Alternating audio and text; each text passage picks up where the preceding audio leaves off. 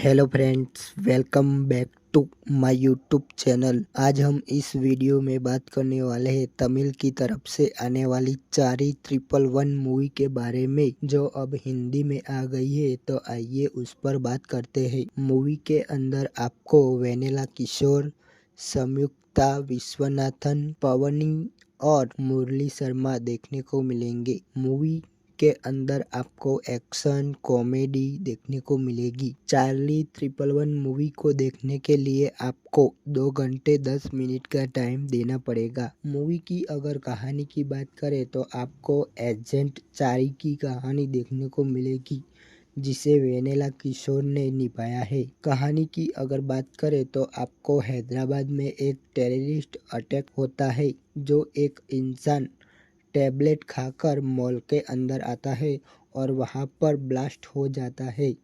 तो वो इंसान कहाँ से आया और कैसे ब्लास्ट हुआ, वो सब जानने के लिए वेनेला किशोर को एक मिशन दिया जाता है।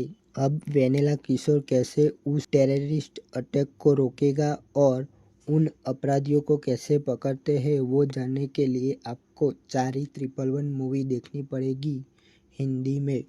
तो आप अगर ये मूवी देखना चाहते हो तो इसे हिंदी में यूट्यूब पर भी आप देख सकते हो।